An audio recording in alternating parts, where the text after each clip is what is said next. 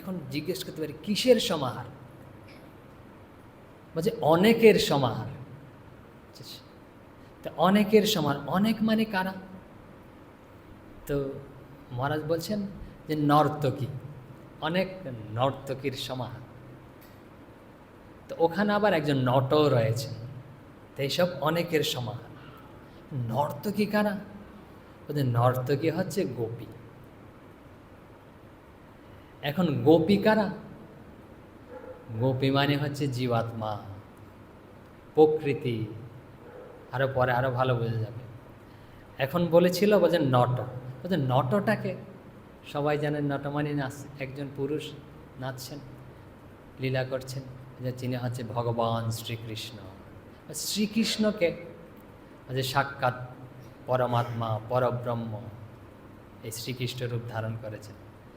তাহলে জীবাত্মা পরমাত্মা। তো আর লীলা শব্দের অর্থ কি? লীলা শব্দের অর্থ হচ্ছে আনন্দঘন ক্রীড়া। তো এখন রাস লীলা, তো রাস লীলা বলেছিলাম রাস মানে হচ্ছে সমাহার।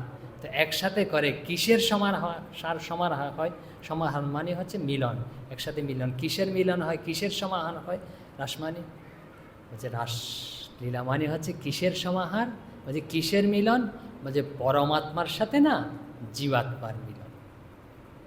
আমরা সবাই জীবাত্মা, তা আমাদের সবাইকে পরমাত্মার সাথে মিলিত হতে হবে। তো এই যে তত্ত্ব, যে মিলিত হয়ে যে আনন্দ ক্রীড়া, জীবাত্মা যখন পরমাত্মার সাথে মিলিত হয় না, তখনই প্রকৃত আনন্দ। যেই এই যে মিলন জীবাত্মার সাথে পরমাত্মার, এই তত্ত্বটা কত গভীরভাবে উপস্থাপন করা যায়, এটা রাসলীলার মধ্যে দিয়ে উপস্থাপিত হয়েছে। বলছে একজন জীবাত্মান মানে কি, ধরুন সাধক, সাধকের কীরকম আরতি থাকলে, কীরকম ব্যাকুলতা থাকলে, কীরকম ভগবানের প্রতি টান থাকলে, প্রেম থাকলে ভগবানের সাথে মিলনের জন্য সব কিছু ত্যাগ করে এরকম যায়, সেটা উপস্থাপন করা হয়েছে। আরও আসছি আমরা। তো শ্রীধর স্বামী বলছেন, এই যে রাসলীলা শুরুর আগে শ্রীধর স্বামী বলছেন যে টিকাকার যিনি হচ্ছেন সবচেয়ে গ্রহণযোগ্য টিকাকার, সবচেয়ে বেশি চৈতন্য মহাপ্রভু ওনার টিকা মানে হচ্ছে ব্যাখ্যা ধরতে পারেন, যে প্রথমে ভাষ্য তারপরে টিকা লেখা হয়। যে কী বলেছেন এই অর্থতে, প্রকৃত অর্থ তো আমরা বুঝতে পারিনি। ওই টিকাকার প্রথমেই বলছেন, শ্রীধর স্বামী বলছেন শুরুর আগেই, বলছে রাসলীলার যে শৃঙ্গার রসের কথা বলা হচ্ছে, বলছে আসলে এই লীলা মুক্তি প্রদায়িনী। যে মুক্তি মানে কি? পরমাত্মার সাথে জীবাত্মা যখন একীভূত হয় তখনই তো মুক্তি।